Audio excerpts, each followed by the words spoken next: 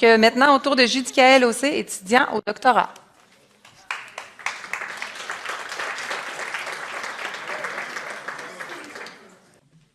Ok, merci de m'avoir passé la parole. Bonjour à tous. Moi, c'est Judikaël Ossé. Ma présentation rentre toujours dans la dynamique de ce qui a été présenté tantôt. C'est dans la continuité de ce qu'a fait Milva, mais à l'échelle d'outils pour analyser au fait l'effet du climat sur la dynamique de la défoliation.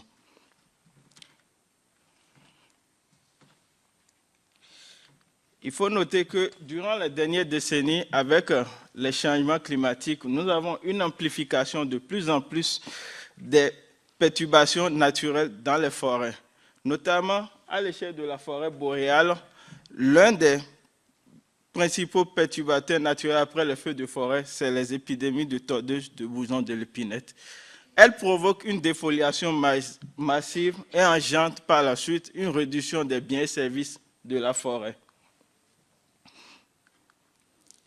En effet, il faut noter que la tordeuse de bourgeons de l'épinette, au fait, bénéficie des effets synergiques des pressions climatiques sur les hôtes de la tordeuse, mais sur les hôtes de la tordeuse. Par exemple, les changements climatiques, les changements dans la température, les régimes de précipitation vont induire des modifications très négatives sur la physiologie et la phénologie des hôtes en les rendant plus vulnérables, mais également, elle va induire des effets létaux au fait, sur les ennemis naturels en déséquilibrant les interactions écologiques qui maintiennent l'équilibre entre la tordeuse et son milieu naturel.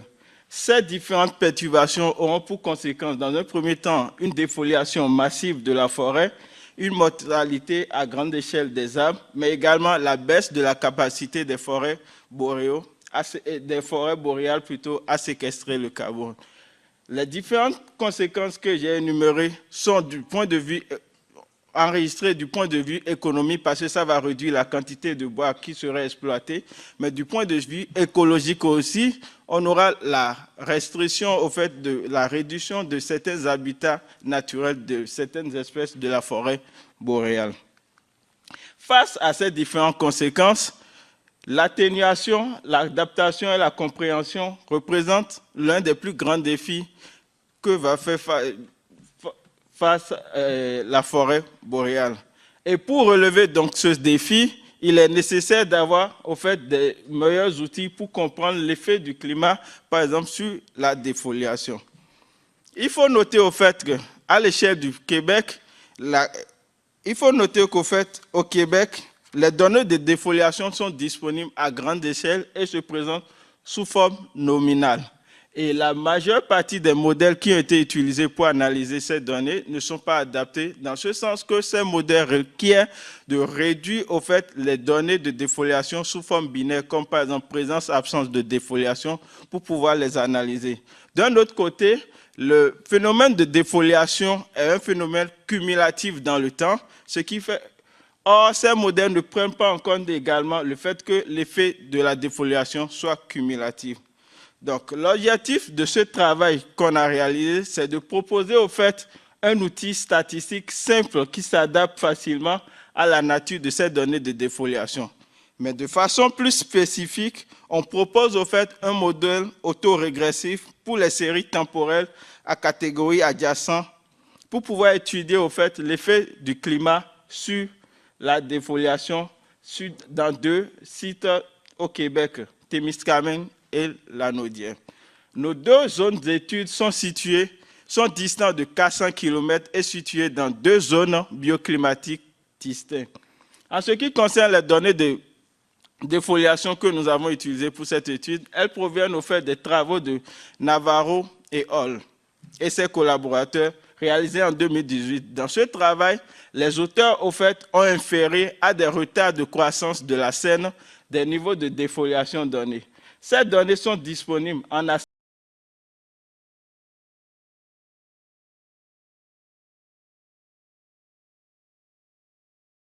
qui ont été utilisés pour l'étude. Nous avons utilisé des données qui proviennent au fait de l'Agence américaine d'observation océanique et atmosphérique. La question qu'on pourrait se poser, c'est pourquoi aller chercher ces données, pourquoi ne pas chercher des données à l'échelle disponible au Canada. L'avantage de ces données, c'est qu'on les avait eues. On a eu ces données climatiques sur une longue période de plus de 70 ans. Et ce sont des données journalières, au fait, de température, de précipitation et de neige qu'on a exploitées. Il faut noter au fait qu'à un instant T donné, la probabilité d'avoir au fait une défoliation J-1 est de pi J-1. Ainsi, le modèle qu'on propose, au fait, se présente comme une régression du log du rapport de probabilité de deux catégories successives en fonction, au fait, des variables climatiques. On peut également induire des variables comme par exemple la structure de la forêt et du passé de la défoliation. De façon plus spécifique, qu'est-ce que je vais traduire par là? C'est que dans un premier temps, notre coefficient alpha, au fait, mesure l'effet du climat sur le rapport de probabilité des catégories successives. Gamma et alpha se présente au fait comme un lien mesure la causalité au fait, et bêta nous permet au fait d'étendre l'effet cumulatif autorégressif à plus d'une année.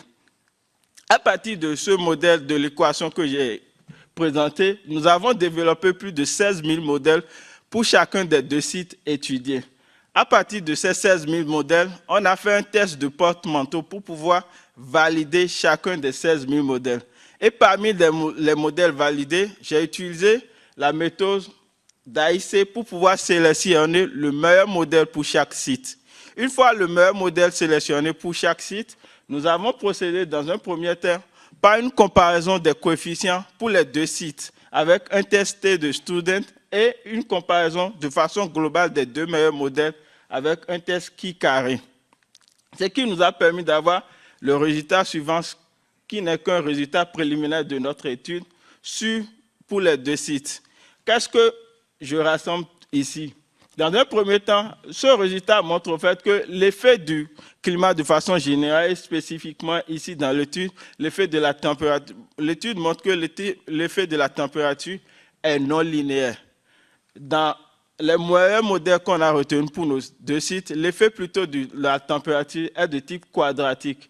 Et lorsqu'on illustre un peu l'effet du climat indépendamment des effets autorégressifs, on remarque que à partir d'un seuil donné, on a un effet inverse au fait du climat. Ceci peut être expliqué par le fait qu'il y a une certaine tranche de température au fait qui sont favorables à la dynamique de la défoliation et à partir de ce seuil, on observe un phénomène inverse.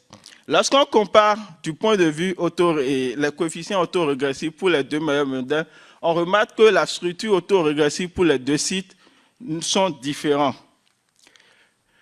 La conclusion, pour revenir à la conclusion de ce résultat préliminaire, il faut noter que, au fait, ce travail qu'on présente est une première, en ce sens qu'elle prend en compte à la fois la nature ordinale des données de défoliation, mais également prend en compte l'effet cumulatif de la défoliation. L'intérêt de ce travail, c'est que le modèle qu'on a développé peut être appliqué au-delà de l'étude qui a été présentée, puisqu'elle peut permettre d'évaluer au fait la mortalité des arbres dans des forêts suivant des traitements. À partir des coefficients estimés dans ce modèle, nous pouvons extraire des distributions au fait a priori pour pouvoir effectuer une analyse bayésienne des données de défoliation.